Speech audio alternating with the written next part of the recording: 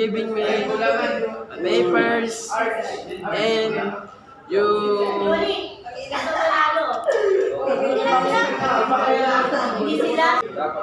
you let me borrow your pen. Is the talent sa kanya? Sing! Sing! Racing!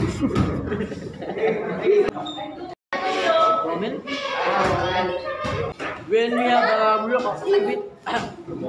a group activity, and you participated like in a team, like. For question number 1, I think because we don't really spend that much time together, I feel like the best experience, I don't really have any. Question number 2, I think your talent is that you are very good at socializing, and that's very good.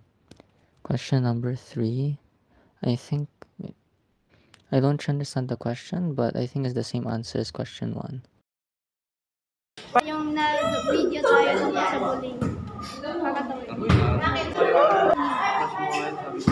Nag-filming tayo ng grade 8 sa cyber. The best experience for me is when I have you in the back.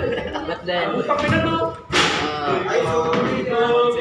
I think it's better if you give someone time to find themselves, to find their true color, and that's the best talent I observe in you is being a good friend. Actually, like you tell the truth no matter what the situation is. You need to tell the truth. What is elaborated with you is during the grade 8.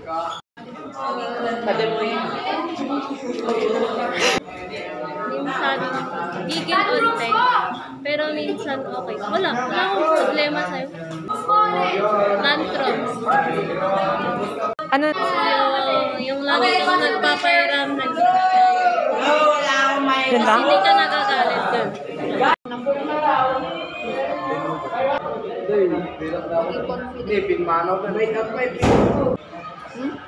Yung moment natin or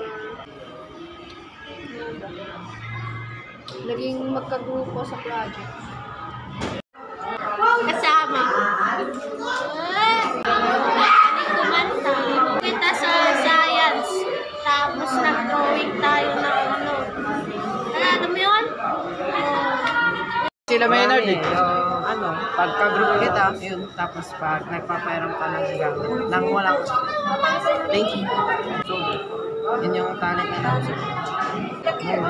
What do you mean? Yung found was unforgettable. Best experience ko sa'yo is wala masyado, pero yung na-observe ko sa mga talent mo is concern ka sa other classmate natin and masyado kang nag-aalala sa kanila. Tsaka sobrang bait mo rin eh. At tsaka yung moment na kasama kita, siguro wala masyado hindi tayo masyadong nagkakausap, ganun. Experience to you is helpful and kind. The best talent and I observe with you is teaching what to do or helping. My best experience with you, 30, is in the convention. Kasi you were fun to talk with and doing activities with. Yung talent mo na observe ko is singing and dancing, and I hope you will continue it pa rin, and that mag-have fun ka pa rin. For yung moment ko with you, I don't think I have a moment with you yet, but maybe sana next time we can have a spend time. Ayun.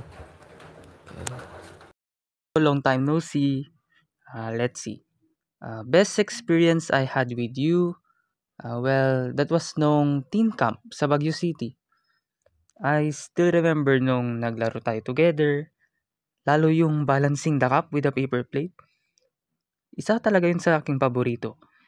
Then comes your talent, which napansin ko nung nag-perform tayo. Magaling kang sumayaw, I can say. Pati nung gumawa tayo ng flag, ang ganda ng kalabasan. Go Navy 7! And yung best moment that we had, well, of course, yung entire teen camp experience. Actually, first time ko nun and I had fun with you and our entire team. So I got to know you and other teens from all over Luzon and we got to learn more about God habang may camaraderie at the same time. Grabe. Tapos nanalo pa tayo. Lakas talaga ng Group 7. So anyway, I hope to see you soon, bro. God bless and enjoy the rest of your day. Close, nag-uusap lang tayo kung nasa grupo. Kung na-notice ko naman na sa number 2 ay matalino ka and you were also brave and I respect that. Kasi wala pa naman yun. Paano natin?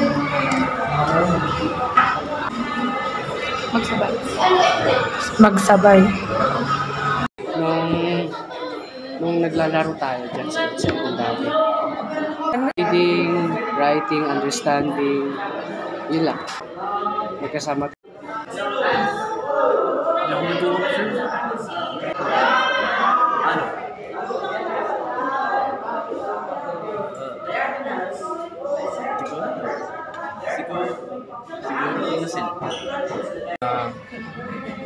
Magiging mabait, magaling sa pagsagot sa question ng teacher, tapos tawag dito, kalimutan mo lang. Dami kang ay, sige, go. Magaling ka kumanta, sumayaw din, tapos yun lang. Spend much time with you.